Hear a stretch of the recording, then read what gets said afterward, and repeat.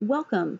Thank you so much for joining us for how to improve your client's ability to manage grief and loss. My name is Rebecca Harkness, and I am with RH Insight. As you may know, RH Insight is a consulting firm that is committed to education, training, facilitating personal development, as well as improving performance, or in other words, improving skill sets that are utilized in our professions, especially for social workers like yourself. This program is approved by the National Association of Social Workers for 2 continuing education contact hours. Let's go ahead and get started. As a reminder and an overview, it is required by the National Association of Social Workers that you pass a post-test with an 80% or better to receive credit. Don't panic. There are only 15 questions on this test, and we will do an extensive review at the end of this discussion so that you're well prepared for this post-test. It's super easy. I'll provide you with a SurveyMonkey link. You'll take the test, and bam, you're good to go. Upon receiving your post-test, if you pass, we'll email you your certificate of completion. We will be using the same email address that you used to sign up for this webinar. So keep that in mind. If you need us to send the certificate to a different email address, please let us know. You can email myself or the team at support@rhinsight.org. All right, let's go ahead and dive in. As we dive in the next couple of hours, there's a handful of different concepts and ideas that I really want you to take away from this presentation. First being, I want you to understand what grief really is and why perceived loss is such a critical component of that. In all reality, grief can't exist without perceived loss. And the key word here is perceived. So we'll definitely dive into that. Another concept that we'll talk about is the role that attachment and identification plays in the grief process. This is another dependency where grief doesn't exist unless there is an attachment and an identification that we've created. Another big concept is the fact that grief isn't just about the big losses. We all have those big losses in our life, but we also experience daily losses. And these small daily losses build up into bigger issues for ourselves as well as our clients. So we really want to keep that in mind as we help our clients manage this grief and loss. A few other key concepts that we'll dive into in the next few hours is the impact of social norms and expectations that we all hold each other accountable to when it comes to grief. It's very interesting to me that we expect people to feel a certain way based on these social norms and expectations. So we'll dive into that. We, of course, will dive into the stages of grief. I've listed it on the slide here as the stages of grief for the ego, because as we dive into this, you'll recognize that in essence, these stages are defense mechanisms for the ego. Another key concept, of course, is how to utilize various techniques that bring more awareness and conscious effort to this grieving process. And as you'll come to understand after this presentation, grief really is an unconscious reaction. It's an unconscious reaction of the ego, and the only way out of it is to bring awareness and conscious effort to pull yourself or have your client pull themselves out of it. So we'll talk a lot about that. There's a lot of various techniques that you can use with your client to help facilitate that experience. So I'm excited. We're going to talk about identification. We're going to talk about attachment. We're going to talk about what perceived loss really is and what happens in the mind when we experience grief. We'll talk about processes from the ego standpoint. And of course, we'll talk about how to acknowledge, observe, then consciously choose to move past the grief with various techniques. Let's go ahead and start at the very beginning and talk about what is grief. Before we get into the definition, I'm curious to know, what does grief mean to you? I can imagine one of the key words that comes to your mind is loss. We'll talk a lot about loss today because loss is such a key component to grief. And not only is it about loss, it's about perceived loss. So we'll get into that. But as you think about grief and you think about loss, what events come to your mind? What's been your personal experience with grief? The reality of it is, not one of us is immune to experiencing grief. Unfortunately, I wish there was some magic pill that we could take that we didn't have to experience this, but it is a part of life. When I personally think of grief, it's the big losses that come to my mind. And it's interesting because, as we'll talk about in the next few hours, grief isn't just about the big losses. We actually experience loss every single day. But when we think about grief and we think about loss, we often think about the biggies. I know for me, the big events come to mind. About 8 years ago, I had an employee pass away. She was one of my supervisors, and I was a manager at the time. And this was a person who I interacted with routinely, multiple times a day, 5 days a week, for many years prior to that date. And she was pregnant, she was young, she had a whole life ahead of her, and I could tell that something just wasn't quite right. She was experiencing some peculiar symptoms with this pregnancy, and she had gone to the doctor a few times and no one could really figure out what was going on.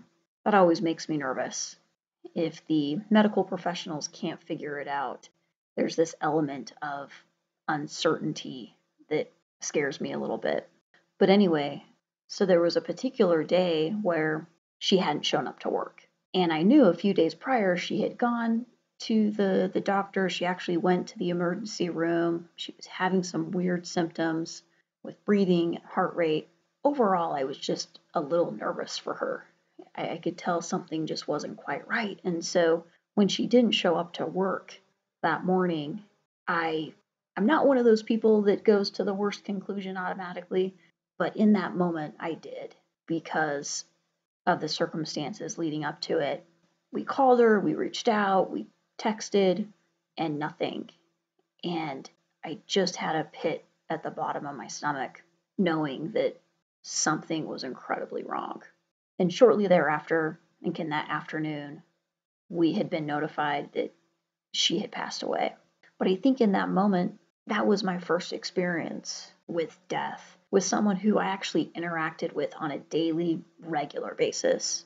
My grandparents had passed away previously, which I was greatly impacted by, but this felt a little different because I was interacting with her every single day, multiple times a day. You know, we spend a lot of time at work, and so having it be such a sudden event, it really caught me off guard. So we went through the motions and had some bereavement group sessions, and we slowly began to, heal from that experience. But for me personally, that was probably, my first biggie when it comes to death. I had had some biggies previously, but this was the first biggie with death, and it was a good learning experience for me, and it really gave me the opportunity to better understand myself and better understand the coping mechanisms that work for me in experiencing and dealing with loss, and to also increase the level of empathy that I have for others in dealing with grief.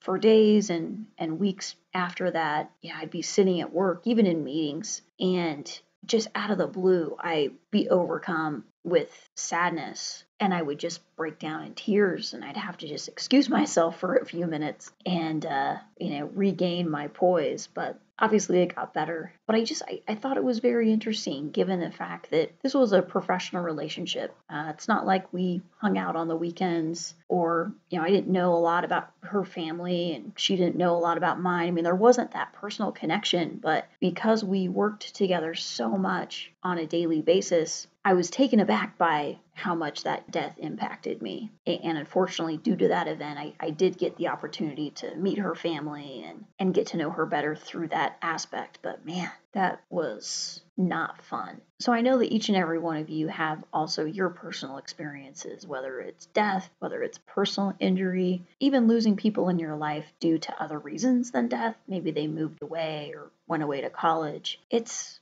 a big deal and it impacts us greatly. So I'm pretty excited about this course. I'm excited about the opportunity to share with you various techniques and insights that you can use not only with your clients, but also in your personal life as well. So going back to what is the definition of grief? Well, the Merriam-Webster dictionary defines grief as a deep and poignant distress caused by loss or being in a state of bereavement. And in that definition, they also point out, which is interesting, they say that grief equates to suffering. Yeah, no kidding, right? I think we can definitely all agree with that. But what's interesting about this definition is grief is so much more than that. Yes, grief equates to suffering. We can all agree with that. And yes, grief definitely involves a poignant distress. Grief has physical symptoms that can turn into depression, anger, insomnia, trouble sleeping. It can really tear up relationships, marriages,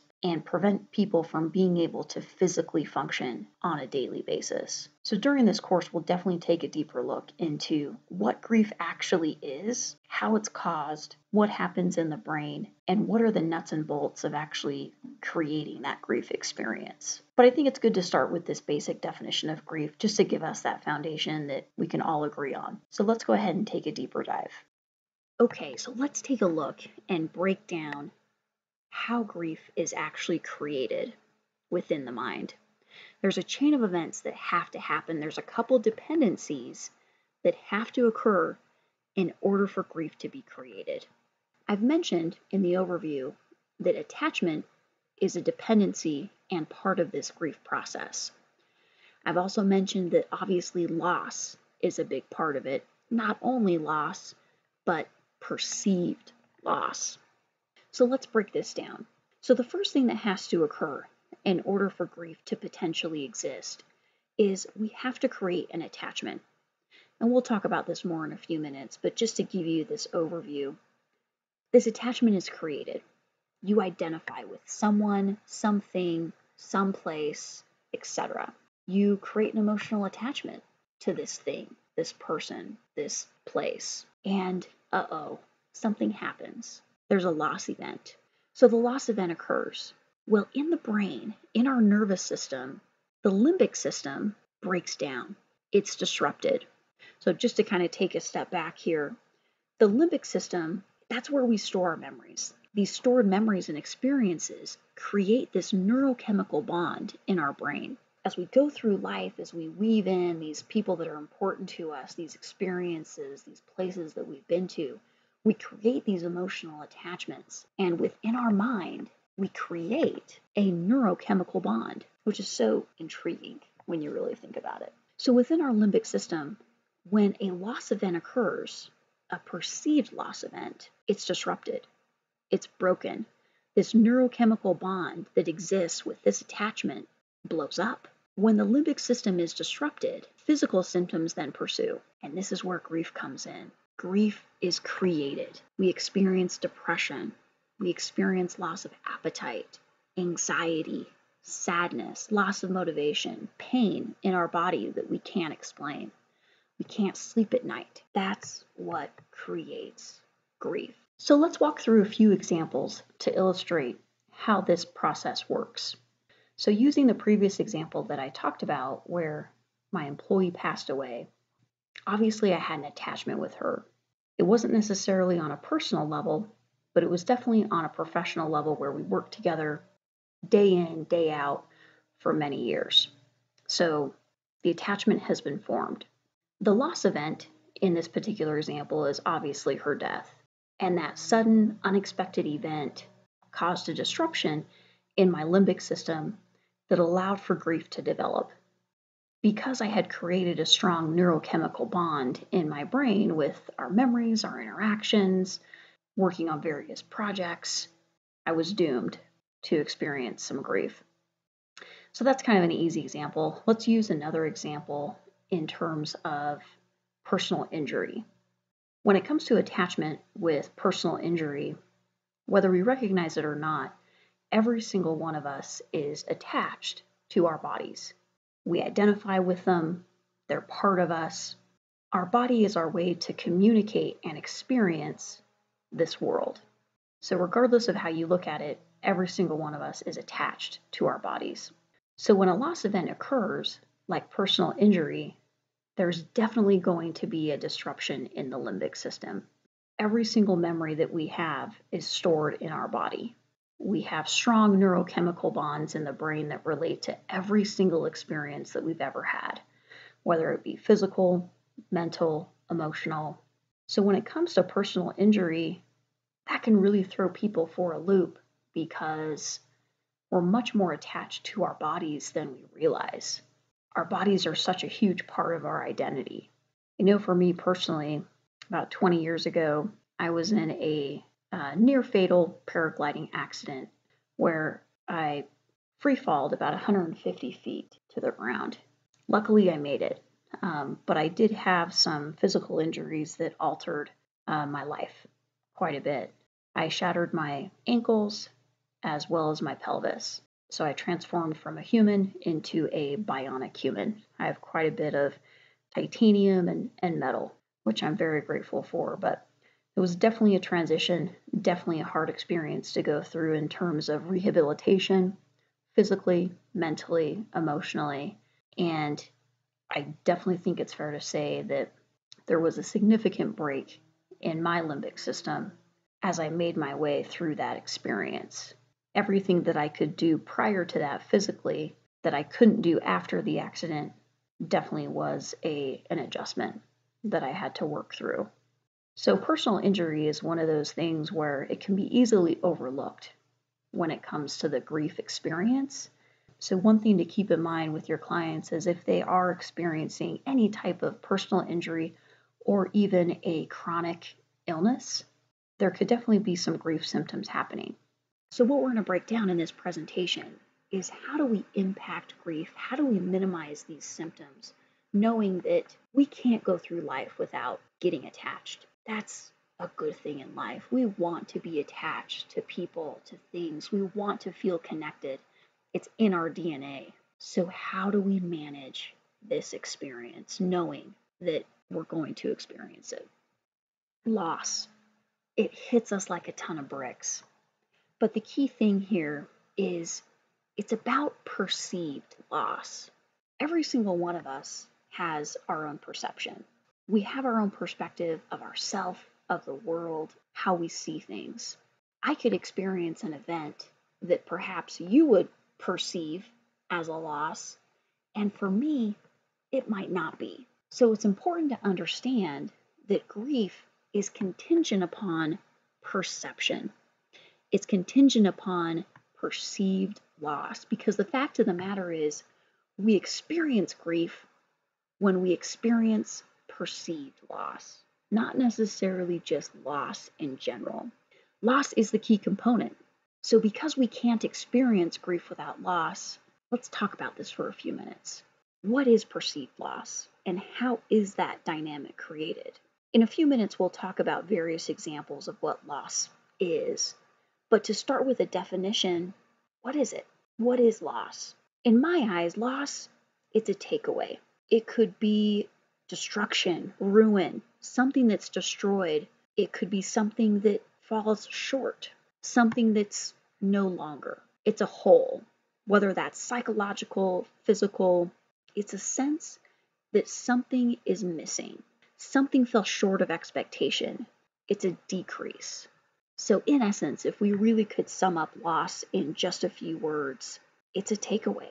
It's some kind of subtraction.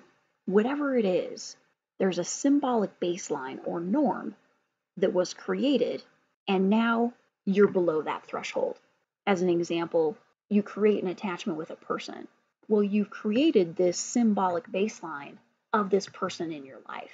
If that person goes away, whether it be death, whether they move, whether they go to college, that's where that takeaway comes into play. It's a loss.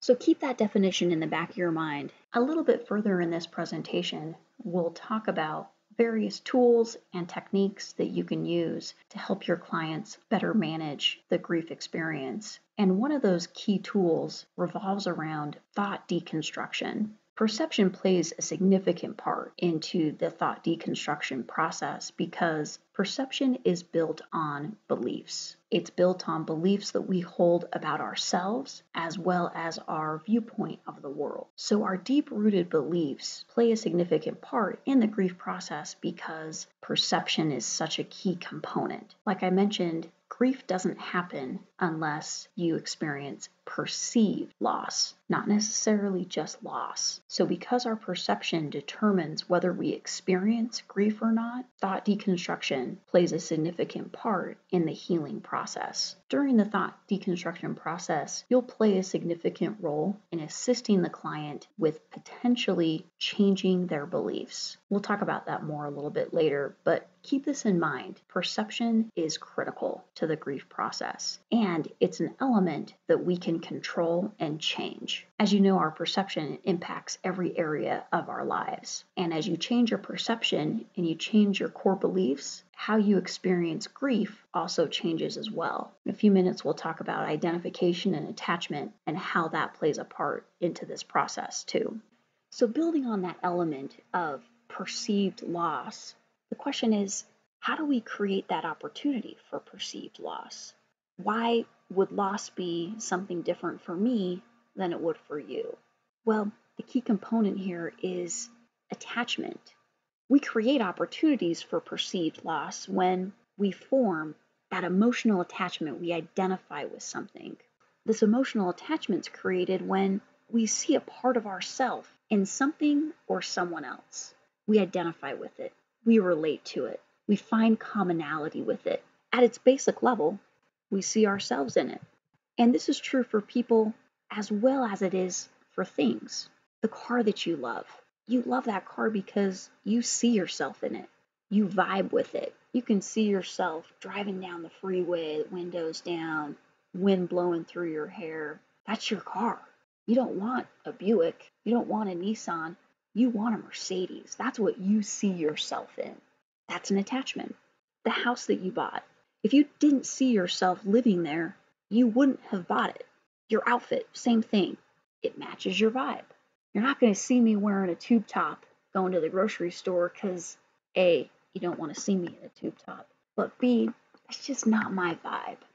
So another example, the people in your life. Mine is family. These people wouldn't be in your life if you didn't see a part of yourself in them. People that you're attracted to them because you see a part of yourself in them. You might see actually characteristics of your mom or your dad. But again, you're still seeing yourself. You're still seeing your family, your extended self. You identify with people who have things in common with you, similar belief systems, similar goals. So let's take a few minutes to do some retrospection and test this idea. I want you to think about 3 things or 3 people that you're emotionally attached to. In other words, you have feelings for, you care about, you love, you like a lot, etc. You see yourself in these people or these things. Now, as you do some retrospection, if you're being totally honest and transparent with yourself, I want you to ask, do I see myself or a part of myself in this thing or person? If you really are being honest, the answer will always be yes. It will be yes every single time. As a side note, this is why it's so difficult for us as humans to accept and love people that are different than us. We can't see ourselves in them. And so our ego automatically wants to reject them. If you really want to break down all the conflict that exists in this world, that's what it's about. We need to get to the point where we can see ourselves in everyone. because you can. But sometimes the ego tells us otherwise, and that's a conversation for another day. But the idea here is because the ego rejects them because they're different, we feel a sense of repulsion, whether it's physical, whether it's religious, whether it's philosophical, whether it's about the color of our skin. It's a human aspect that we need to overcome.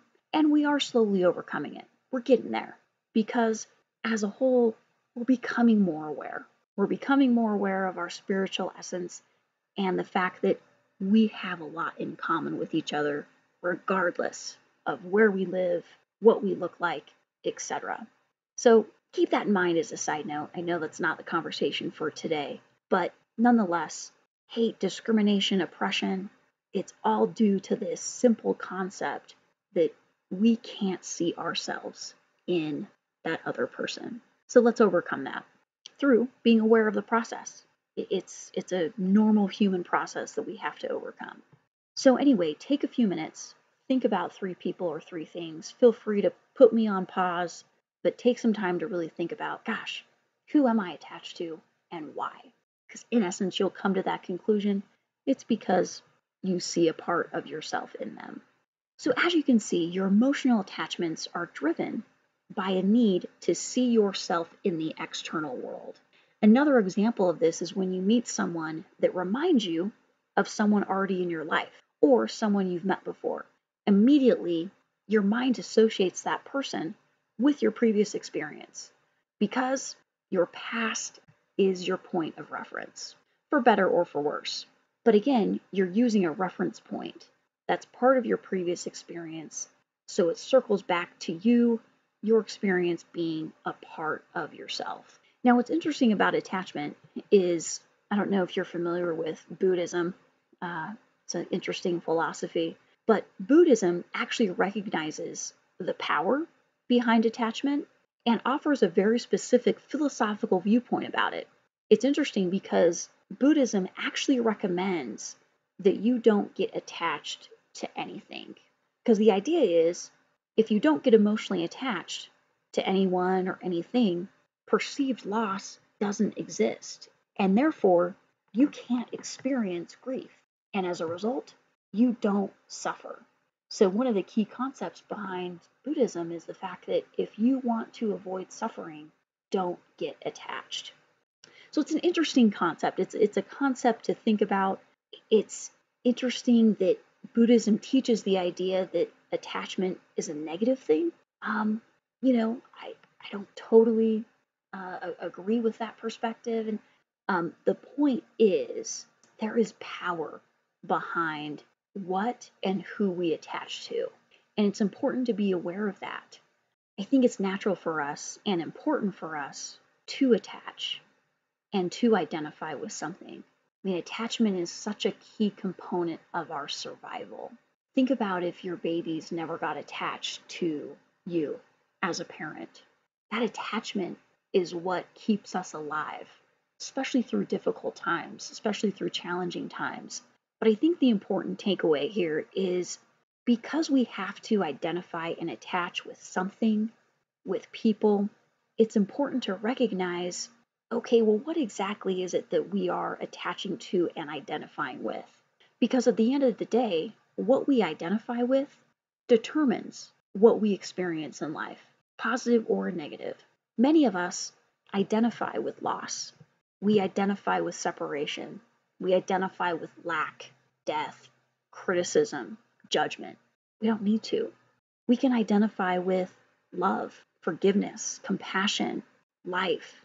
So the question is, would grief still be experienced if we identified with those things?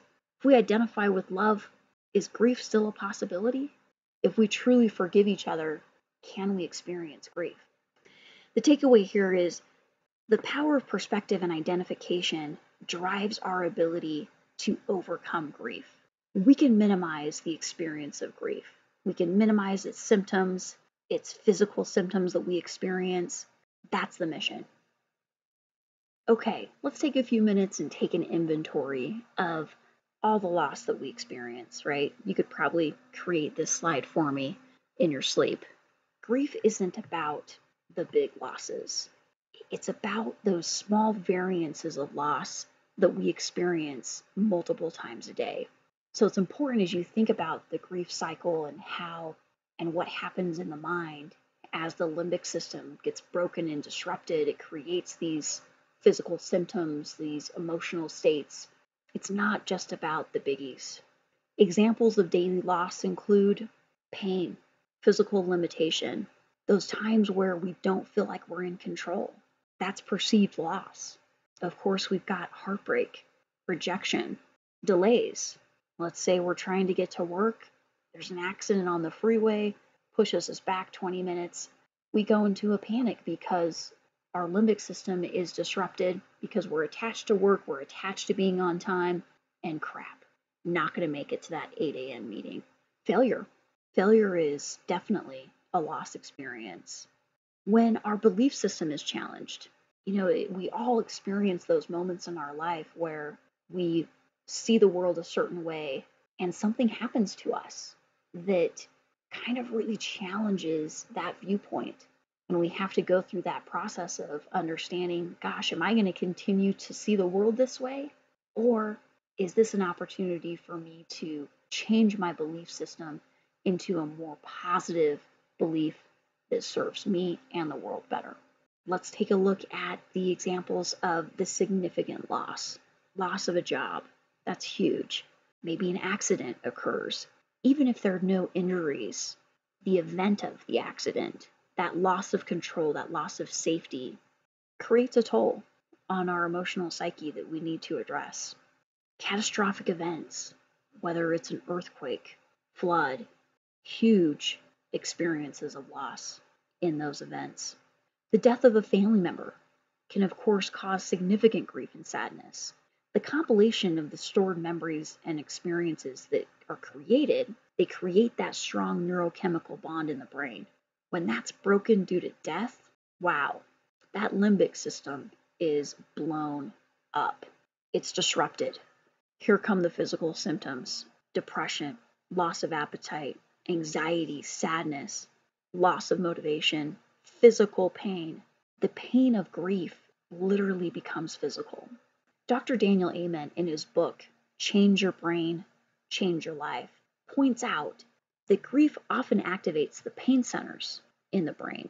So it's very much a real experience that grief can cause unexplained physical pain. What's interesting also is that people who had a good relationship with the person who died often heal faster than if they had a relationship full of conflict, resentment, disappointment, regret. Dr. Amen states that this is due to the processing of memories. As we reflect on the person who died, if we have good memories associated, it's easier. But if we have bad memories associated, we have to experience the pain of those memories again on top of the loss. So it gets very complex. And of course, pets. Pets are included in the family. The death of a pet can be just as excruciating as the death of a human loved one. That is due to the emotional connection that we build within our brain and limbic system. When that's disrupted, it wreaks havoc on the mind and the body. Divorce. Divorce is brutal. It's absolutely a significant experience of loss and anguish, even if it's something that you or your client wanted. Whether you're the person who asked for the divorce or the person who wanted to keep trying, both parties experience a significant amount of grief associated with this loss. Romantic attachment is complex, and it's an extension of our initial attachments with our parents. If we have a poor relationship with our parents and we get divorced, the divorce exasperates the loss we already feel with our parents, and of course, the relationship breakdown with your partner. Empty nesters. If you're an empty nester, you definitely know the experience of grief and loss during this time. The children leave the home, and quite often the parents don't know what to do. They feel like something's missing. There's a very strong identification and attachment between parents and children, so as that child matures and leaves home, the parents can't help but feel a significant sense of loss. even though the rational mind knows, yeah, this is just what they do. Yep, they're going to go away to college. Yep, they're going to get married. That attachment, it's ingrained in us, especially if they're heavily involved in the daily activities of their child. This loss can be very significant. Grief is a complicated subject for us because going back to the social norms and expectations, we expect each other to grieve. We create significant expectations for each other if certain things occur. We're expected to grieve. There's even expectations around how long you should grieve. If you grieve less than what's socially expected, you're pegged as a heartless monster. And if you grieve for too long, you're left in the dust by the living world, and everyone thinks there's something incredibly wrong with you. I'm actually very intrigued by this because it's very interesting that as humans, we've created rules of misery that we should be living by. Why do we do that? Where are the rules of happiness? I haven't come across those anywhere. But yeah, so the rules of misery, how long to grieve, what grieving should look like. Why do we do that?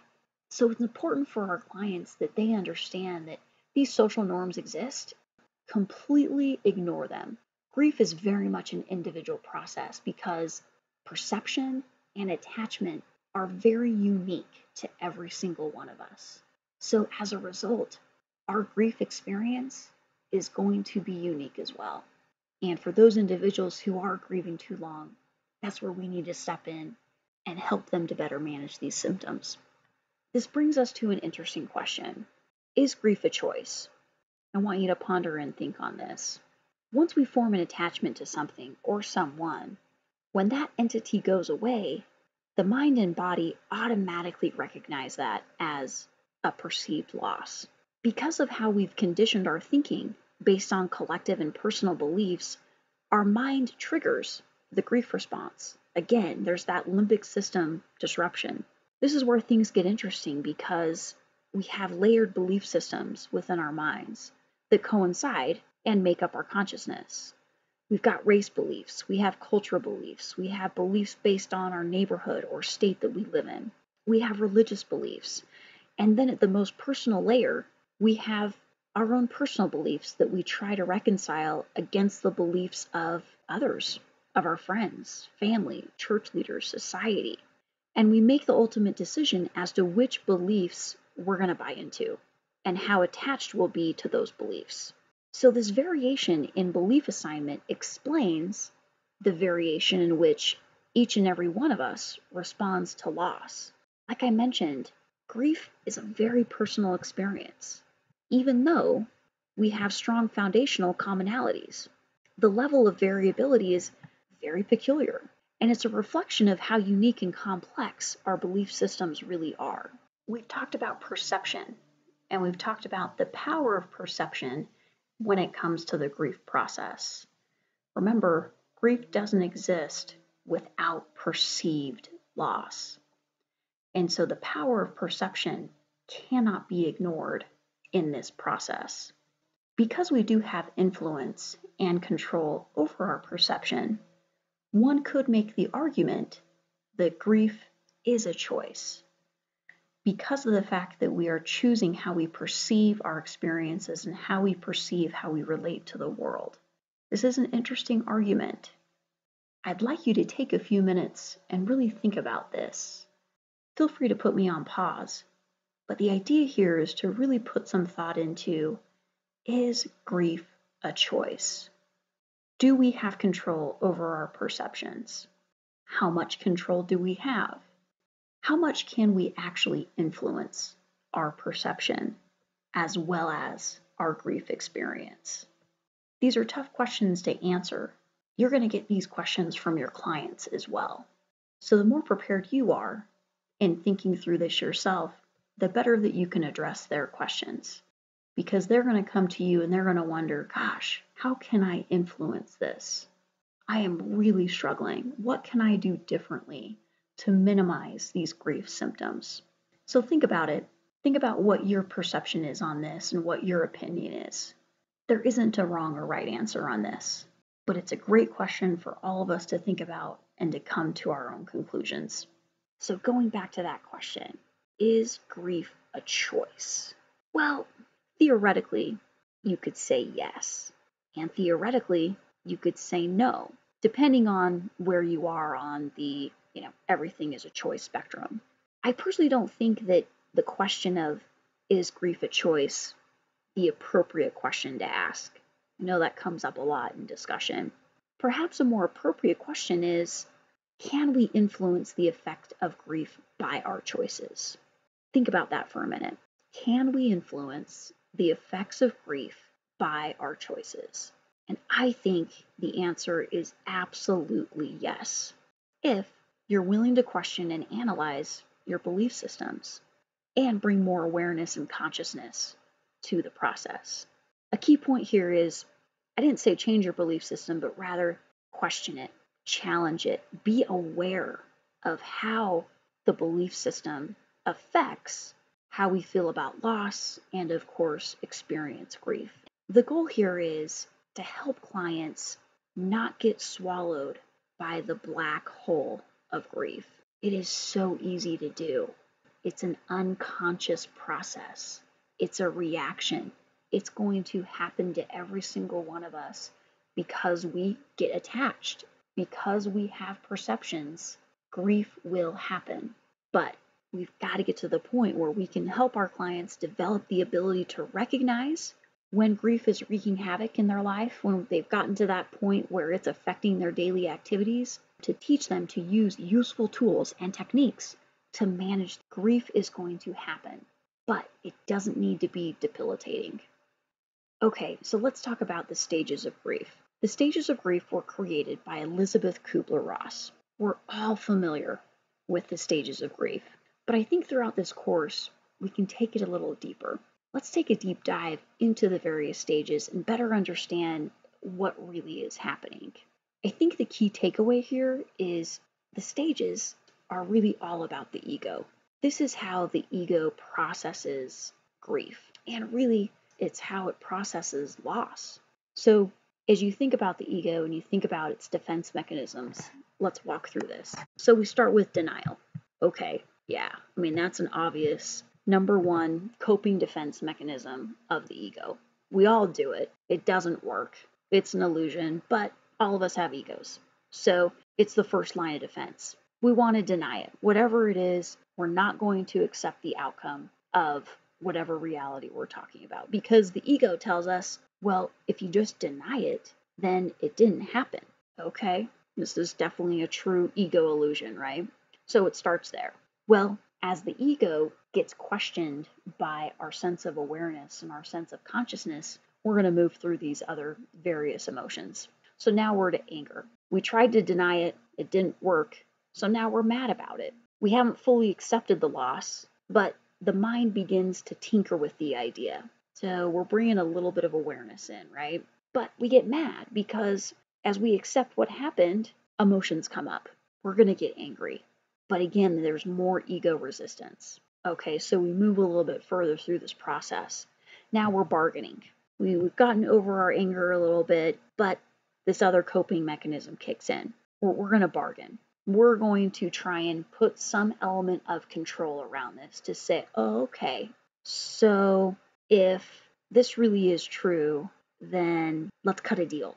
And so a lot of times, individuals, especially related to loss and grief in this stage, they're bargaining with God. They are bargaining with a power greater than themselves to say, look, I'm recognizing I don't have control in the situation, but I want control. So can you give me control in another aspect?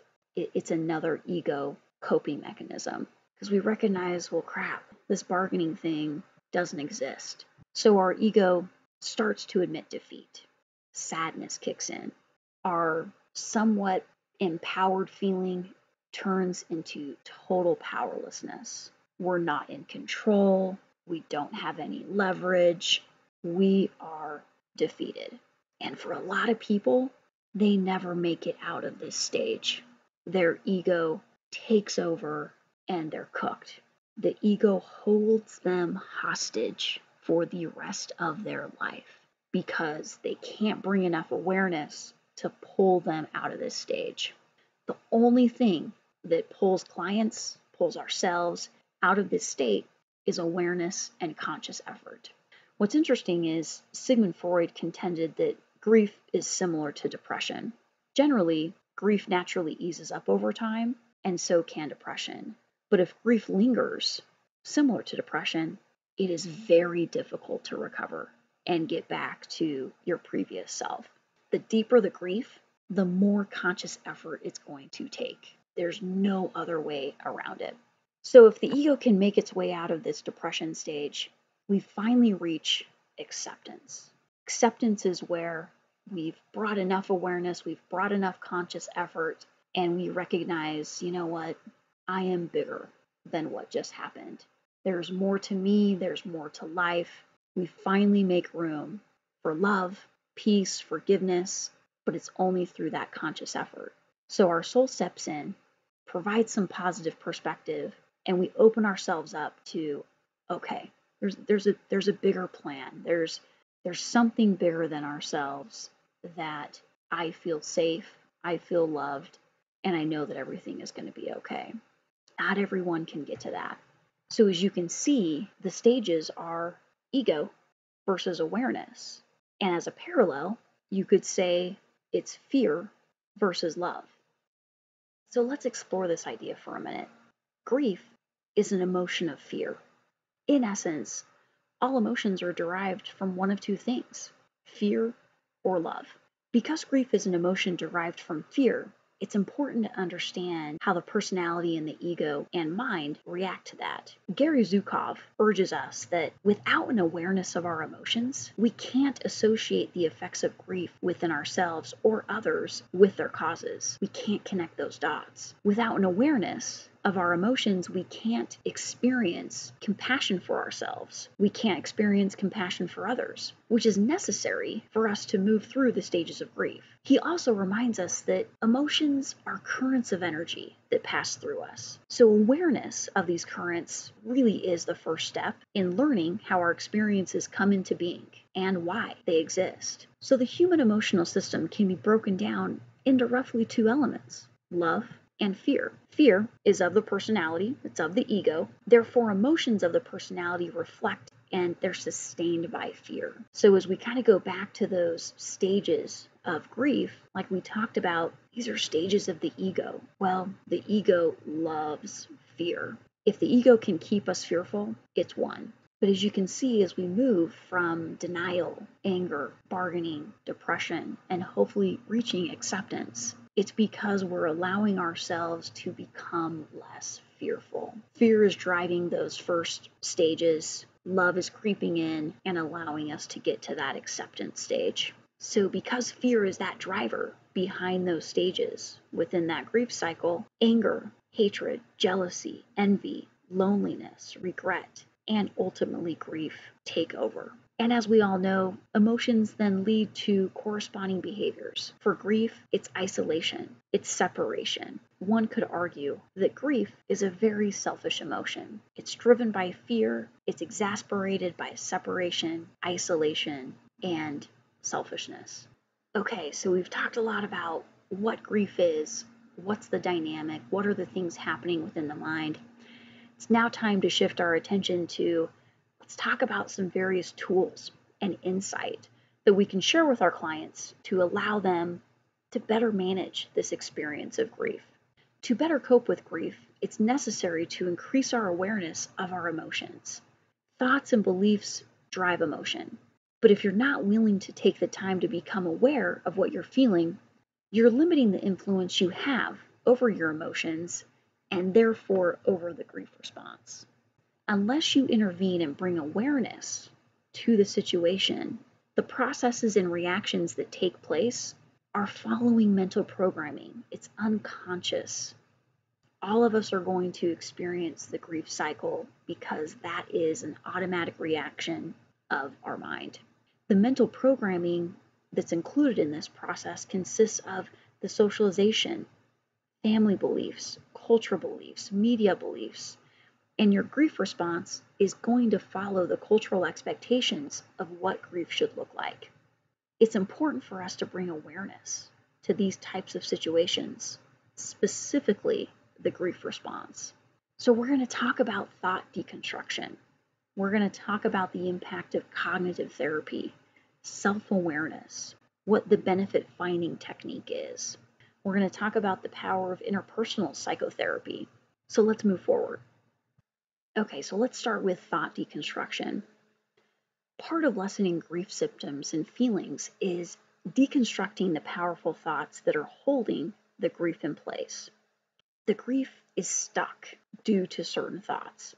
Because grief is dependent on loss, and loss is dependent on identification and attachment, it's usually distorted thoughts of over-attachment that send us and our clients into a grief tornado. So let's take a look and break down what this really means. So for example, some thoughts your clients may have include, I can't live without this person or thing. They truly believe that to the core of their being.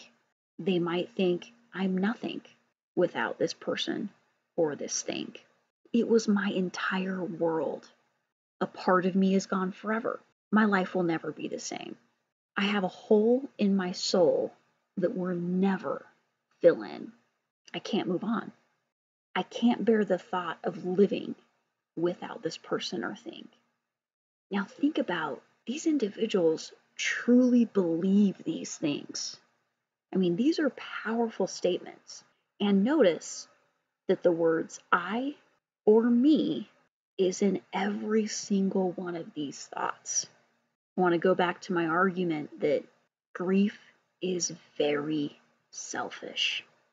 I know that's not something that anyone wants to hear or consider, but think about that.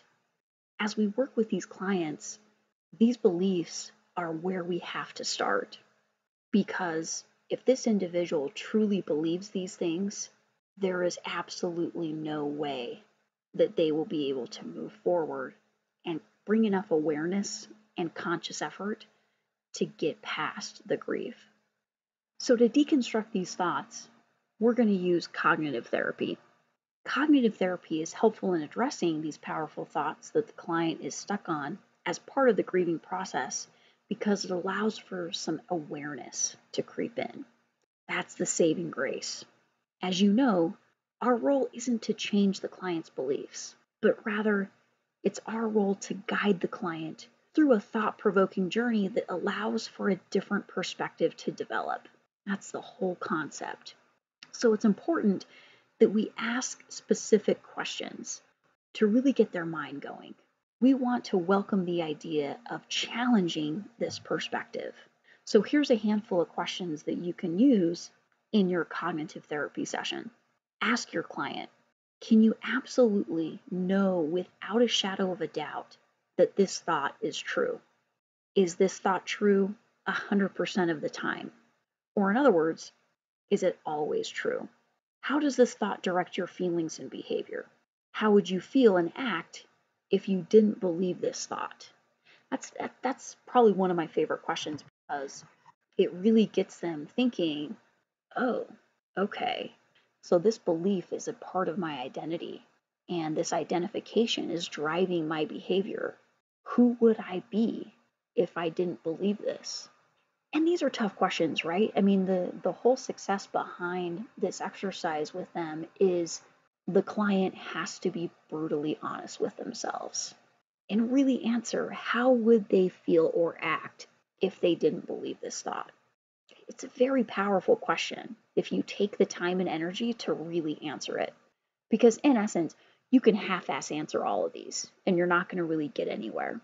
But you've got to take the effort with the client to get to these answers. A few more questions. Is there a different way to approach this thought? Trying to just nudge them a little bit. Is there a different way to look at this situation? And another question, is it possible that this thought isn't true? I think that's a very interesting question too, because this is where it gets into challenging that belief system.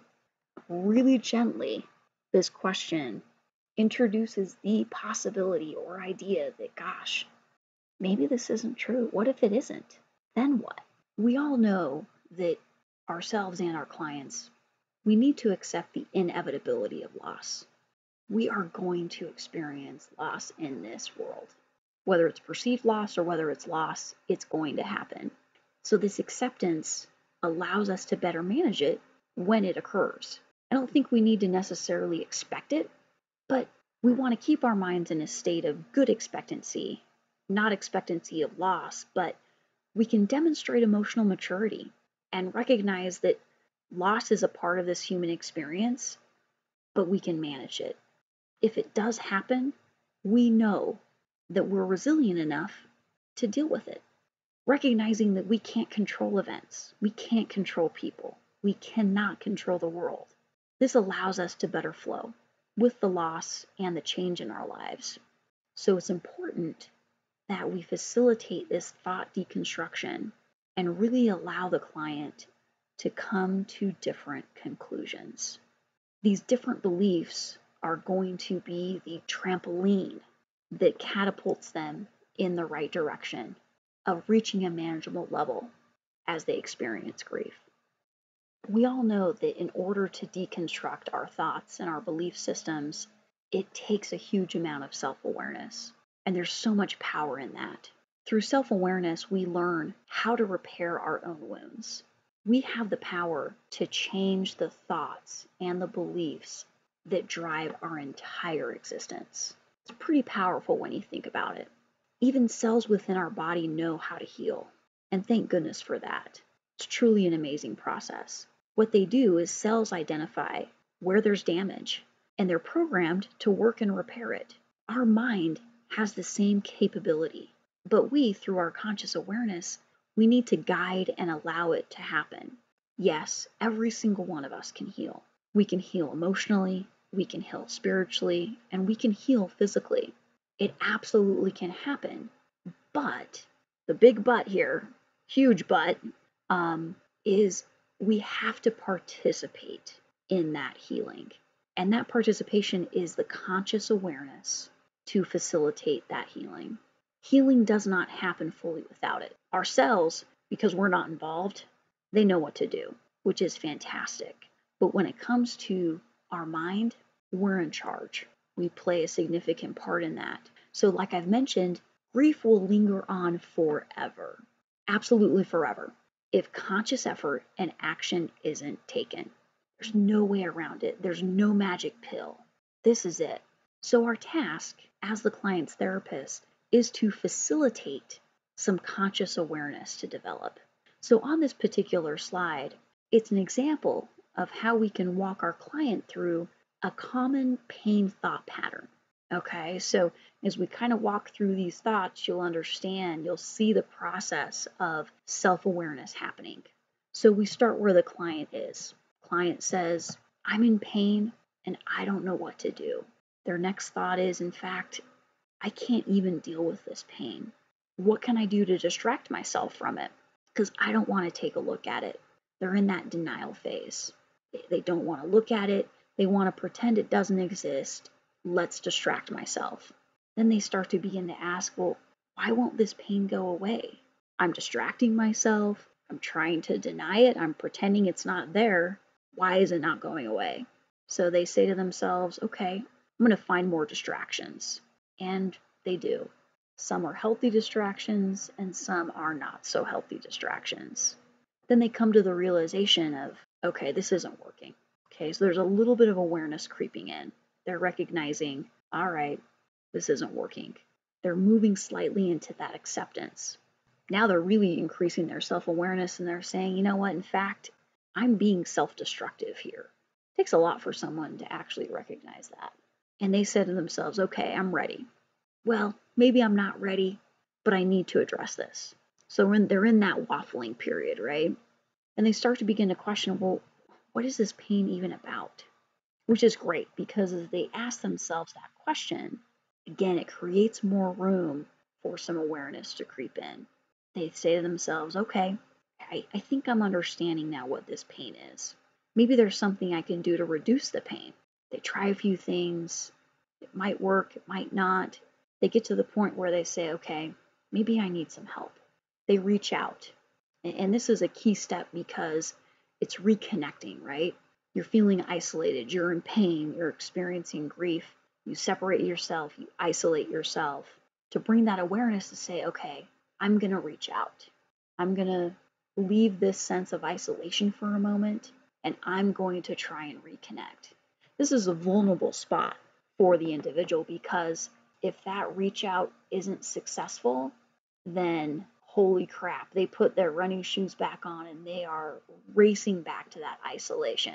They say to themselves, you know what, I knew this wouldn't work. And they go back in. They go back into the grief cave. And then they get to the point, okay, I'm going to try this again. If it fails again, oh crap.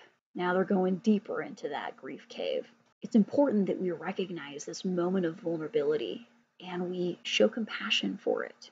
Getting to the point where someone realizes, gosh, I need help, that's a huge step. But if as helpers we screw that up, oh man, that's a big screw up.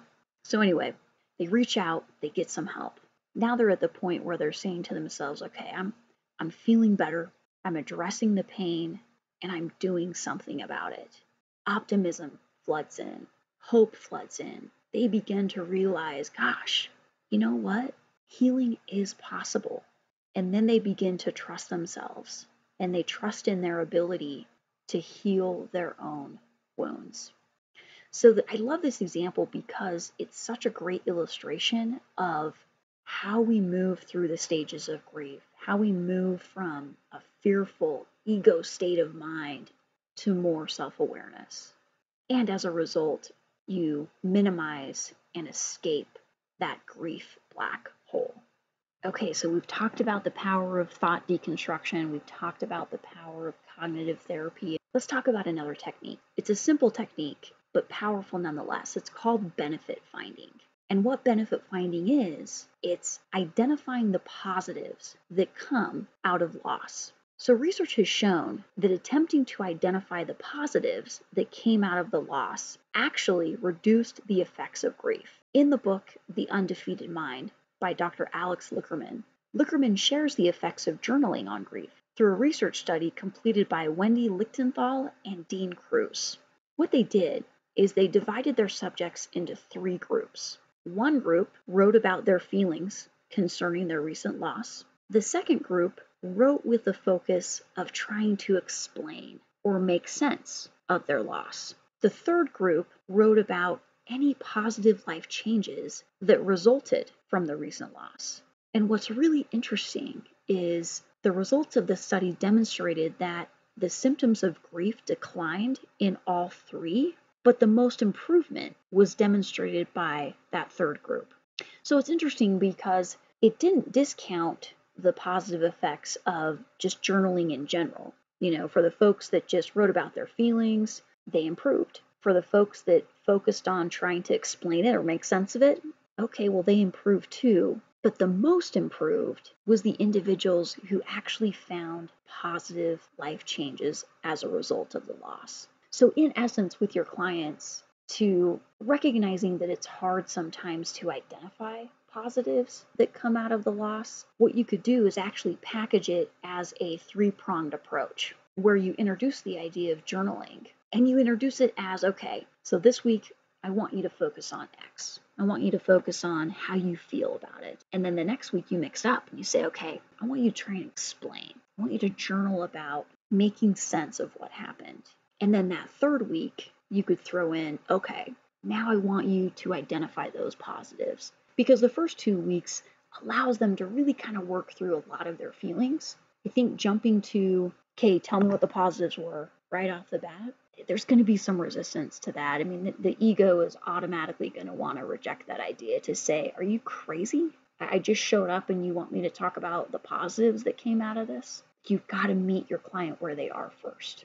So what I'd like to do is challenge each and every one of you to complete this exercise. Like I've mentioned, there isn't one single human being on earth that doesn't experience grief. We all experience loss events that trigger the grief symptoms. So what if the next few weeks you challenged yourself to this exercise? And instead of just focusing on the benefit finding exercise, where you're actually identifying the positives that came out of the loss, let's actually have you do all three so that you're not jumping directly to trying to find the positives. So you're actually working through the other feelings as well. So during the next few weeks, I'd like to challenge you to take some time to go through and complete this journaling exercise. Take some time to write about your feelings concerning a recent loss. Maybe there's more than one. Maybe you've had a couple doozies the last 6 months or past year. Let's focus on those. So first, write about your feelings and give it a couple days. Then take some time and focus on trying to explain the event or make sense of it. Try and explain why it happened. The reality of it is some people really struggle with this aspect of trying to explain it. It also reflects maybe how you perceive the world and how you perceive God and purpose and all those spiritual aspects. So everyone's approach to this could be different, and some might struggle with it. Some individuals might have the belief that, gosh, I don't have an explanation for this. This just flat out stuck. And there's no why behind it. There's no explanation. I can't make sense of it, period. I know for me personally, I mentioned prior that I had a paragliding accident about 20 years ago. And as I worked my way through this process of reconciling the feelings that you have with a loss event, at first, I had a hard time trying to find an explanation for that event as well. At first, I couldn't make sense of it. I was mad. I was physically limited. I was in a lot of pain, going through a lot of rehab. It very much altered my life's trajectory in a lot of good ways, but I didn't want to admit that at the time. So I know it can be challenging to identify an explanation and to make sense of certain things. So if you struggle with it, if you can't find an explanation, don't worry about it. It takes time and it takes perspective sometimes. It was probably 2 or 3 years or maybe even more where I could be at a point where I could ascertain the possibility of finding an explanation for that event and making sense of it. So be patient with yourself. And if you struggle with that piece, just skip it. And of course, the third piece of it is the benefit finding. See if you can complete that exercise with a recent loss event where you're identifying any positive life changes that resulted from that recent loss. And this is another one. If you're not quite at the right place, you might struggle with it. But as with our clients, it's important to keep prodding. It's important to keep asking questions. Force yourself, as you would force a client, to do some self-reflection.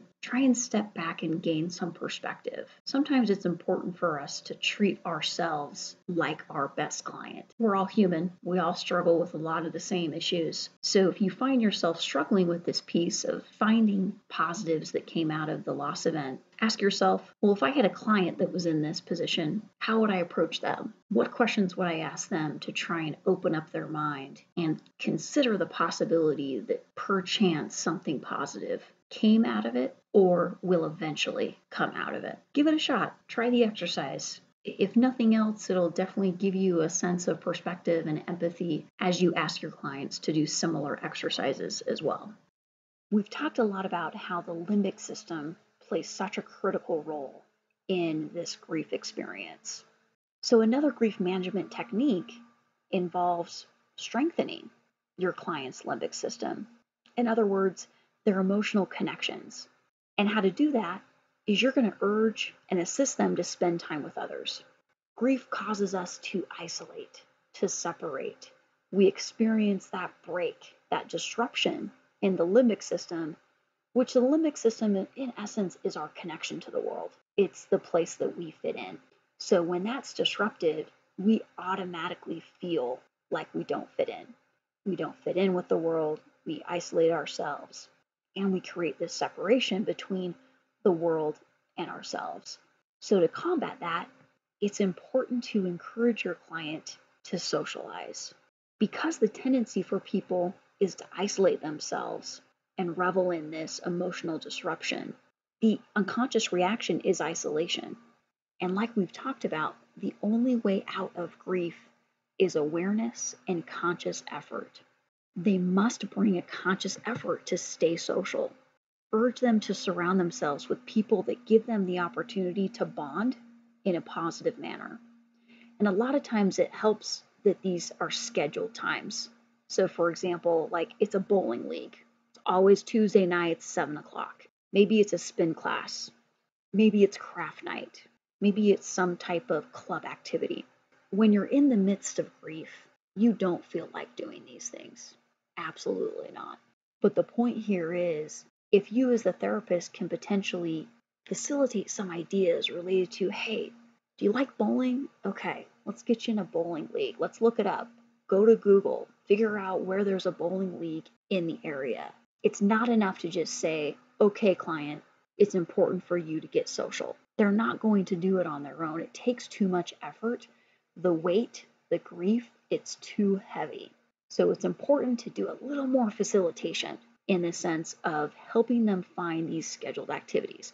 Of course, it's up to them if they go, but I think it's also our role to just take it a little bit further in the sense of facilitating that opportunity. Best case, if they by chance know someone who is already in one of these events, whether it's a bowling league, golf league, spin class, etc., help facilitate that event, because the social activities, the social events will strengthen that limbic system. That limbic system needs to be repaired. And a lot of that repair comes through social interaction. Now, again, being social doesn't mean getting together and talking about the person that they lost or magnifying in each other's sadness. We don't want to send them to a grief support group. What we want to do is we want to get them to go see a movie. We want to get them to talk about future plans with their friends, with their family. We need them to surround themselves with people who are positive and uplifting. Maybe that's people at work. Maybe that's people at church. Help facilitate some thoughts and discussion around, okay, how can we increase the number of planned social events? The first couple of times going to these events will be hard, will be challenging, but it definitely gets easier because that innate need to feel connected and to feel attached will get stronger, and it will overcome that feeling of isolation and separation. Another key component of getting your client to become more social is to ensure that they actually have the interpersonal skills to do it. So interpersonal psychotherapy, IPT, is an evidence-based approach that can effectively address grief through this process, through this idea. It may be necessary for you to spend some time with your client enhancing their interpersonal skills so that they can confidently make an effort to strengthen their relationships with other people. Isolation is a huge problem. It enables the grief. So getting them to be more social is crucial.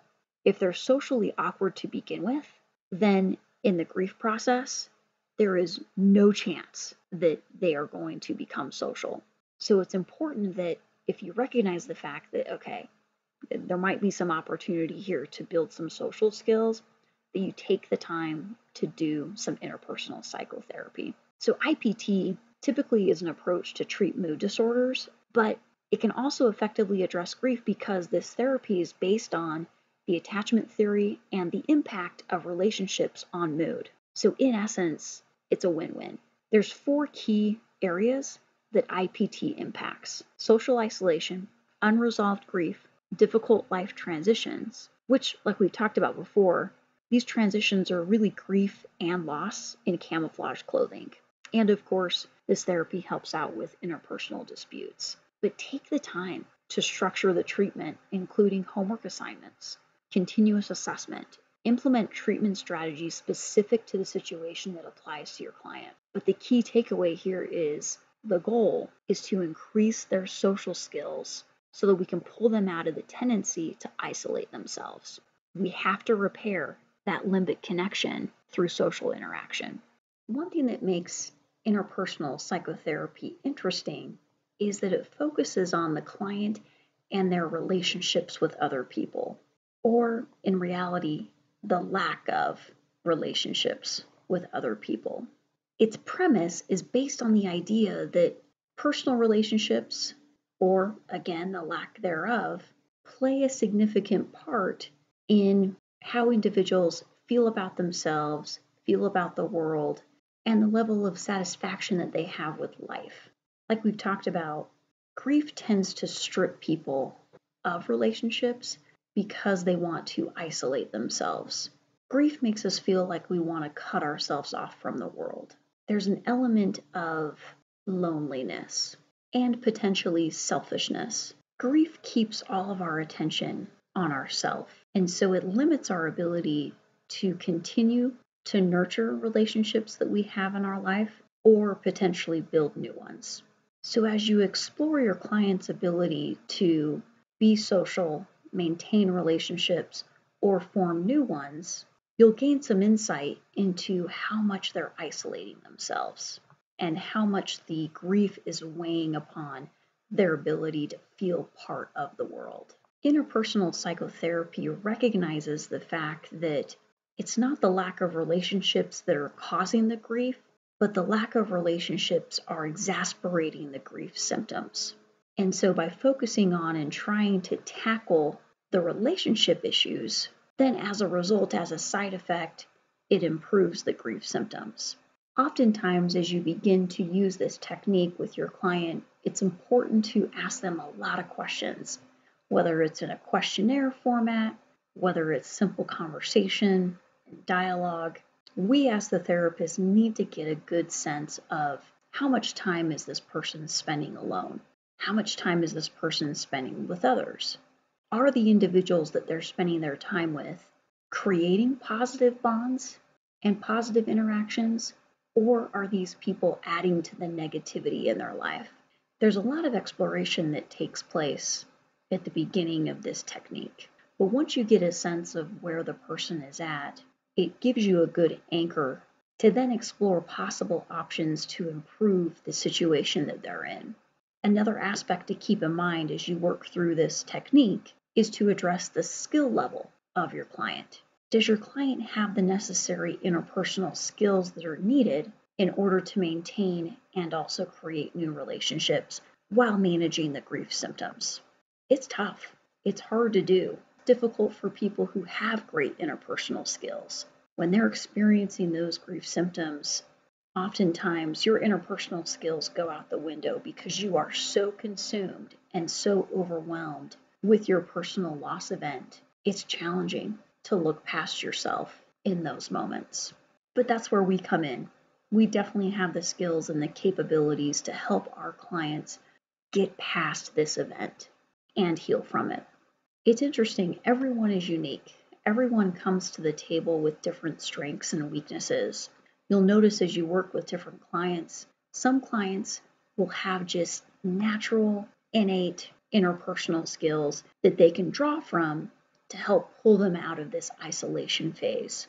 But there are others who don't necessarily have those innate skills that are really going to need some structure, really going to need some nudging, some pushing to help them become more social. Even just a little bit of social time helps. One approach, if the situation is right, perhaps a pet is the answer. You don't necessarily have to have the same level of interpersonal skills with a pet as you do with a human. For those clients that are socially awkward, that are going through a loss event, perhaps a pet is the best approach, even an appropriate first step. And it doesn't necessarily need to be a high maintenance pet. Sometimes even a fish can provide that element of reflection for people where they can create that bond, that neurochemical bond within the limbic system that allows them to heal. It doesn't take much. That's the beauty of pets. There's something magical about pets that we can all take advantage of at various points in our lives. It doesn't need to be a dog, a cat, just a simple fish can provide some comfort and a feeling of connection to the world and taking care of something. That nurturing aspect has a lot of healing potential. So feel free to take advantage of the interpersonal psychotherapy approach and feel free to explore how it potentially can improve your ability to work with your client and assist them in managing the symptoms of grief and loss. Okay, let's talk about a few simple yet powerful techniques that you can weave into your client's treatment plan. Let's start with gratitude. We all know that gratitude and appreciation are powerful techniques to counterattack anything, especially grief. So as we go back to that journaling idea, have your client write down 3 things that they are grateful for every single day before they go to bed. It's powerful. And why is it powerful? Because it takes them out of this me, I mindset. The ego is overwhelming this person. The ego is in control. It's all about fear. It's all about I and me. Again, grief is selfish. Let's try and pick at that selfishness and have our client think about 3 things that they so appreciate and are grateful for in their lives. Everyone can think of 3 things. If they come back to you and they say, I can't think of anything, help them through that process. Help them open up their mind to gratitude. Another technique to explore is your client's passion and their purpose. Again, this is where the journaling can be powerful because not only can you have them do the previous exercise that we talked about through the benefit finding, but you can incorporate things that they're grateful for and also have them write about what are they passionate about? What do they feel like their purpose is in life?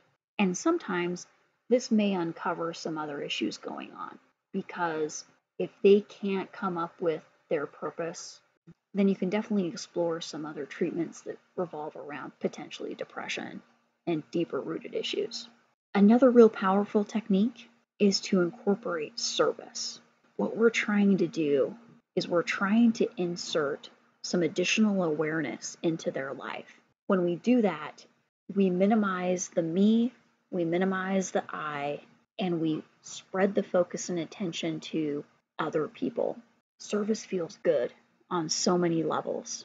It can really propel someone through the grief process. Service allows for that reconnection, so it definitely counterattacks the isolation.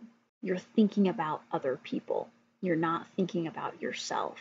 Talking through some opportunities of service with your client can be extremely powerful, and they don't need to be extensive either. I mean, we're talking about sending a text to one of your loved ones, expressing love and appreciation for them, saying, hey, is there anything I can do for you?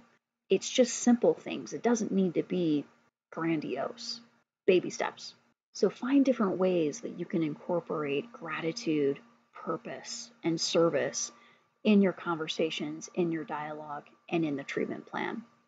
We've talked about the stages of grief, but I'd also like to introduce a different model that sheds additional insight into this journey through the grief process. In The Undefeated Mind, Dr. Alex Lickerman shares the positive effects of the trans-theoretical stages of the change model on dealing with loss and grief. Now, this model was originally developed to help people stop smoking, but there's a huge parallel here to the experience of the grief process and working through those stages. Now, there's 5 distinct stages in this particular change model. So the first stage is pre-contemplation. This is where you recognize, okay, I need to make a change. There's a conscious recognition. Now, we can't change or influence grief without a conscious effort to make it better. If we don't make a conscious effort, honestly, grief will swallow us up. We may recognize the need for a conscious effort, but we might not be necessarily emotionally ready to do it until we get to this next stage. So the next stage is contemplation. This is where the emotional heaviness starts to ease up, and it allows us to begin to visualize ways that we can let go of our loss and move forward. The thing that moves us forward from this stage is belief. Going back to the importance of how belief affects us in the grieving process, this is where it really has a huge impact. As social workers, it's our job to help our clients figure out if their beliefs they're holding on to are holding them back, and help them discover beliefs that better serve them. This is where that thought deconstruction really comes into play. Because if someone's beliefs don't align with moving forward, we are never going to get them there as their therapist. So in this pre-contemplation stage, there's a lot of work that needs to be done within the mind. So the next stage is preparation. We begin to prepare and we muster up the determination to move forward. We've deconstructed some of our beliefs and we're feeling really good. We've done some preparation, we've visualized what it might take, the emotional weight has lifted slightly, we're getting even closer to taking action. If the grief is associated with a loved one who has passed away, we begin to think through steps of moving forward, like going through their closet and giving away their clothes. Maybe we're thinking about changing our daily routine. Maybe we're thinking about selling the house. We're finally to the point where we're emotionally ready to take some action. Hence, the next stage is the action stage. I mean, this is self-explained. We've now reached a point where we can turn any ambivalence and determination into action. When it comes to grief, we begin to release ourselves from the loss. We say goodbye through various actions, and we internalize the love and appreciation we have, but we don't so strongly identify with it anymore. This stage includes a firm decision that takes place in the heart and in the mind that we're going to live without it, and that's okay. It's interesting because this is the stage where people can sometimes feel guilty. They're letting go. They feel bad for letting go. There's a part of our ego that loves punishment and misery and really tries to lock us into that. And this is one of the ways it does that, is as we start to let go, as we start to bring some awareness to overcome this grief experience, it really tries to pull us back with guilt, with shame, and we just need to keep moving forward. We must assure our clients that our loved ones don't want us to be miserable. Our grief does nothing for our loved one. That's where grief tends to get distorted, because we often feel like, and this goes back to the social norms and expectations, that if we don't experience grief, then we're a bad person. We're supposed to punish ourselves. We are supposed to live in misery. It's a lie. It's very much of the ego. The ego wants to keep us in that awful, miserable state. Our loved ones don't want us to be miserable. Death isn't meant to be experienced through pain for years and years to come.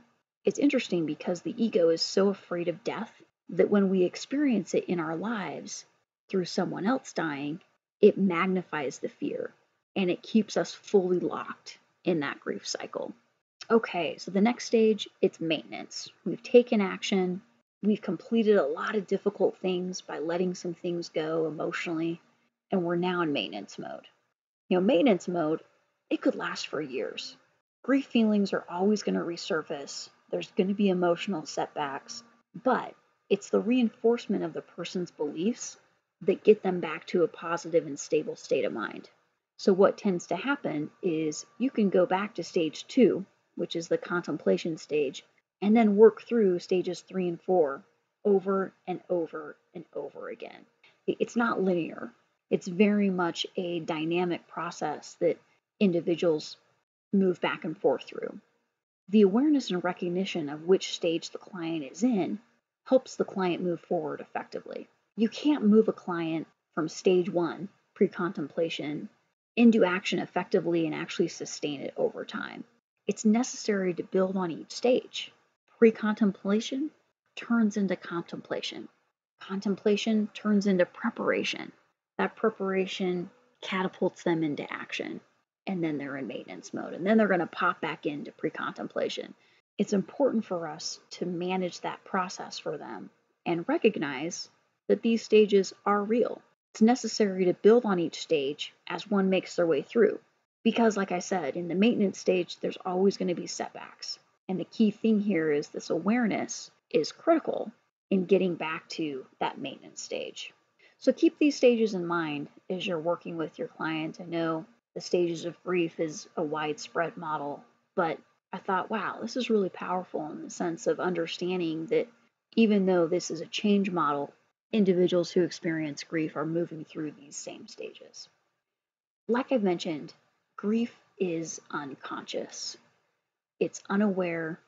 It's a process and reaction that follows human programming. If we don't intervene and take conscious effort to overcome it and help our clients to overcome it, it will overcome us. That's a guarantee. And I think it's important that we relay this message to our clients that experiencing grief is 100% normal. We all experience grief. It is an individualized experience, but we all experience it. It's important that our clients as well as ourselves understand that conscious effort is the only escape. Again, loss validates fear. Fear is of the personality, it's of the ego. Our soul validates love. Our conscious awareness knows that fear is a lie, but it's up to us which side of the coin we're going to focus on. Now that you're more aware of how much awareness plays in the grief process and how much perception and thoughts play such a key role, it's important to understand and pass on to our clients that we are what we think about every single day, whether we believe it or not. Thousands of thoughts pass through our minds each day. On average, we think about 50,000 thoughts every single day.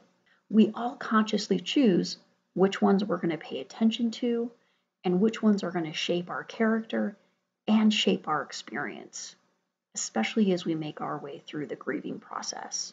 Some thoughts are going to pass right through without us even noticing, but some thoughts get stuck. They get stuck for minutes, for hours, for days, for years. Especially with the grieving process, we potentially can cling on to certain thoughts forever and never really survive the grief that we experience.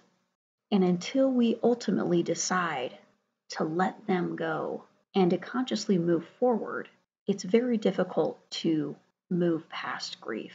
So it's important for us to keep that in mind as therapists as well as individuals, that our mindset is a culmination of our thoughts, beliefs, habits, and feelings. And those thoughts and beliefs play a huge part in how we respond to grief. As you reflect on what we've talked about today, I think one of the main takeaways is awareness. I've mentioned this quite a few times during this presentation, but it really is the differentiator. We can't move past grief. Our clients can't move past grief without exercising a solid amount of awareness. And it's hard. It's hard because it takes effort, and it's not a passive process. It's very much an active process that you have to do all throughout the day. The weight and inertia of grief is extraordinary. It's devastating, but it absolutely can be overcome through the awareness of our perception, through the awareness of our thoughts, and with some conscious effort, we can absolutely heal. And the more aware we are as therapists, the more effective that we're going to be with our clients. So given the fact that there's not one of us that is immune to grief and perceived loss, it's important not only do we know what to do to help others, but it's important that we do those things for ourselves as well. So I'd like to challenge each and every one of you to really do some self-introspection and some reflection on what coping mechanisms do you use to get through your loss that you experience on a regular basis. Are those coping mechanisms healthy? Are they not healthy? Do you have opportunity within yourself to improve any of those coping mechanisms? We're all human. I know for me personally, I need to constantly be aware of some of my self-defeating and negative habits and coping mechanisms. But as we maintain awareness about our limitations and our vulnerabilities, it gives us opportunities to strengthen them. And as we strengthen our own vulnerabilities, it improves our ability to help others. And it's not necessarily just about our clients, our friends, relatives, spouses, people that we're surrounded with day in and day out, all experience grief. So the more awareness that we can have about the grief process, the more we can pass on that education and insight to not only our clients, but also to the loved ones in our life. When your spouse loses one of their parents, it's a challenging time, and you're in a perfect position to support your spouse through this challenging process. A lot of times, the death of a parent can completely destroy marriages, because if the other spouse doesn't know how to manage and to support their loved one, then things can go south very quickly. And it's tough because it's not a siloed event where your spouse lost their parent. You lost them as well. So both of you are going through the grief process together it can be devastating, and for a lot of couples it is, but it doesn't need to be. It can be an experience where you grow together and become stronger together. You've probably heard this story before, but I think it's a great example of the power of identification and the power of perspective. As conscious beings, we influence our life and our personal outcomes through these two things. So there's a Native American parable that has significant value in regards to grief, as well as any of the human conditions. And it goes like this. An old Cherokee is teaching his grandson about life. A fight is going on inside me, he said to the boy. It's a terrible fight, and it's between two wolves. One is evil. He's anger, envy, sorrow, regret, greed, arrogance, self-pity, guilt, resentment, inferiority, lies, false pride, superiority, and ego. He continued, the other is good. He is joy, peace, love, hope, serenity, humility, kindness, benevolence, empathy, generosity, truth, compassion, and faith. The same fight is going on inside you, and inside every other person too, he said. The grandson thought about it for a minute, and then asked his grandfather, which wolf will win? The old Cherokee simply replied, the one you feed. For me, this story is a powerful illustration of how perception and identification plays a role in all of our lives, and it definitely plays a role within the grief process. Okay, so we've covered a lot of material today. What I'd like to do is take a few minutes to just summarize some of the key takeaways from this course. As you can see on the slide, it has the grief cycle process. A key takeaway from this presentation is really understanding what grief is and how it's caused within the mind. Again, it all starts with attachment. It all starts with identification. We experience grief when we experience loss after we've attached ourselves to something or we've identified with something. The two key ingredients to grief are attachment and perception. Remember, it's not just about loss. It's about perceived loss. I might go through a loss event and not experience grief, whereas you might go through a similar experience and experience grief because our perceptions are different. It wasn't necessarily a perceived loss to me, but in your experience, it was a perceived loss. And that's the differentiator. In order for grief to occur, there must be a break in the limbic system. The limbic system is our stored memories. It's our neurochemical bonds that we create with people, places, and things. It's our emotional attachments. It's also our emotional identifiers. Everything that we identify ourselves with can potentially turn into a grief experience if there is a loss event. Another key takeaway to remember is we experience loss on a daily basis. Loss comes in all sizes. It's small, it's medium, and it's big. And then you've got the doozies. No one is immune to experiencing loss, especially our clients. So it's important to not just focus on the big grief experiences, but also to address the small daily occurrences of perceived loss. They build up over time, and they can produce similar symptoms as one of the big losses that can occur. Talk to your clients about what's going on a daily basis. Don't just focus on the big losses that occur. Because in all reality, the better that we get at managing the small perceived losses on a daily basis, the more equipped that we're going to be to deal with the big losses. So as you assist your client with managing the daily stresses and the daily perceived loss events, it allows them to build up some resiliency and better coping mechanisms when a big loss event occurs. We talked about the stages of grief, and we also talked about the stages of the trans-theoretical model. I think both are important. I definitely lean more towards the trans-theoretical model, but the original stages of grief are a good foundation to build upon. In my personal opinion, I feel like the stages of grief, as defined by Elizabeth Kubler-Ross, are stages of the ego. It's about denial. It's about anger, bargaining, depression, acceptance. It's the process that the ego goes through as it allows more room for awareness to creep in.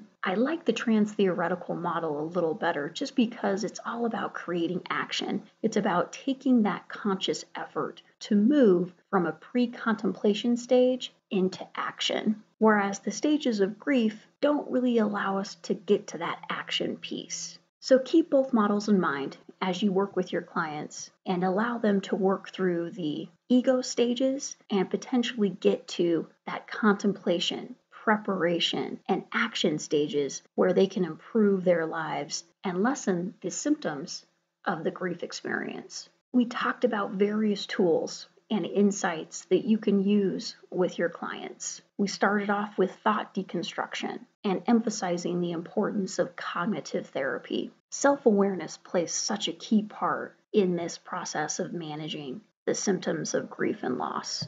Thought deconstruction is definitely the foundation of allowing the client to move from the denial, the anger, the bargaining into that acceptance stage. Cognitive therapy is the stage that allows us to facilitate that thought deconstruction. During cognitive therapy, you're going to ask your client some difficult questions. These questions are going to allow them to question their own beliefs. As you know, your role isn't to change the client's beliefs, but rather guide them through a thought-provoking journey that allows a different perspective to develop. It's the power of self-awareness in this process that allows the client to move from point A, which may not be serving them very well, to point S or point T, or maybe even to point Z, or maybe B. Everyone's different and everyone goes at their own pace, and it really honestly doesn't matter. This isn't a race. The most important piece is just progress. Another technique that we talked about is benefit finding.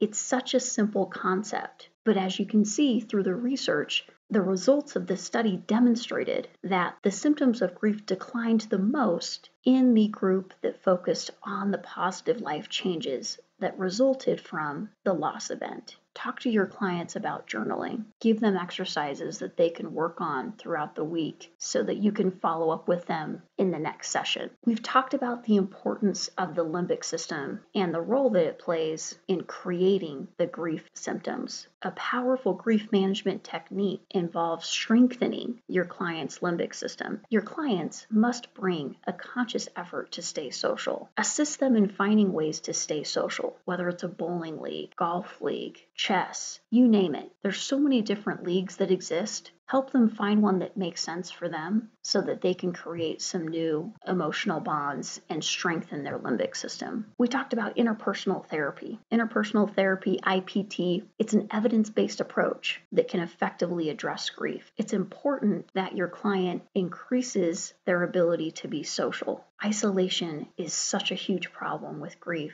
and it increases the level of severity of the symptoms. Don't forget the importance of gratitude, purpose, service. Facilitate some conversations with your client about these three simple concepts. It's important to prompt them to find things that they're grateful for every single day. Make it a part of their morning routine or their nighttime routine. It's also important to get outside of themselves through service. It doesn't need to be big things. Just small moments of kindness throughout the day go a long way for themselves as well as other people. Also, on a daily basis, it's important for your client to recognize what their purpose of life is. How have they defined it? Do they feel like they have one? If you don't have a purpose in life, you're not anchored, you don't have that foundation, and you're going to blow with the wind. And the wind is going to beat the crap out of them. So it's important that we facilitate conversations around life's purpose. This will also improve the symptoms of grief. Like I said, we definitely went over a lot of material today, so I appreciate your time and attention, and I hope that you found a few things to be very helpful. I'm confident that there are a few nuggets within this content that you can use to allow your clients to better manage their symptoms of grief.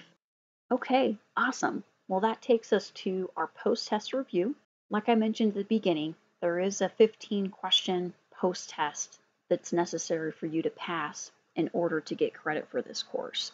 The test is easy, and what I'd like to do is take a few minutes to go over the key points, the key questions that you're going to be asked to set you up for success. The test is going to take less than 10 minutes, and if you follow this link, so it's a SurveyMonkey quiz, it'll take you right to the test. The National Association of Social Workers does require you to get 80% or better. Once you finish the post-test, your score is automatically emailed to our team, and we will send out your certificate of completion within 48 hours. If by chance you didn't hit that 80% or better metric, we'll notify you and allow you to take the test one more time. No worries, don't stress about this. Let's go through some of the key takeaways that you're going to be asked on the test. Okay, so let's review the definition of grief. We talked about that grief is defined by a poignant distress caused by loss. That's the basic definition. We know it's more than that, but that's what it's defined as. We also talked about in this presentation that we experience grief when we experience perceived loss. Again, perceived is that key word. It's not necessarily just about loss, it's about perceived loss. Grief can't happen without that perception of loss. We talked about the limbic system and the role that it plays in the grief cycle.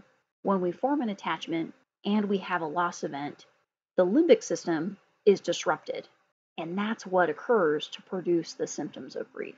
Speaking of symptoms, we talked about how depression, loss of motivation, and physical pain are symptoms of grief, just to name a few. It's very individualized per person, but there's definitely some commonalities in the symptoms that we experience. Not only do we experience significant loss, but there's also those examples of daily loss that can definitely trip us up. Heartbreak is one of those. Failure is one of those examples. In terms of significant loss, that's when it's a loss of a job. That's when we experience the death of a family member. Those are significant losses. We talked about, of course, the stages of grief, according to Elisabeth Kubler-Ross, in getting into the tools and the insights that we have available to us to help our clients with managing their grief and their loss. One of those powerful ways to assist them is by changing their distorted thoughts of over-attachment and over-identification by using some thought deconstruction, by using some cognitive therapy. An example of a distorted thought that's over-attached that perpetuates grief symptoms could include, I can't live without this person or this thing. That's an example of over-attachment. We talked about benefit finding. Benefit finding is a useful technique that is used to help our clients identify the positives that came out of a loss. We talked about the importance of strengthening the social interactions of our clients because it allows them to strengthen their limbic system. We need to heal that emotional disruption because grief, again, promotes isolation and separation. We talked about interpersonal psychotherapy. It's an evidence-based approach. It's typically used to treat mood disorders, but it's also effective in addressing grief. And of course, we also talked about the trans-theoretical stages of the change model. You've got pre-contemplation, contemplation, preparation, action, and then of course maintenance mode. So these are a few of the things that you're going to be asked on the test. Definitely be familiar with those and you're going to do just fine.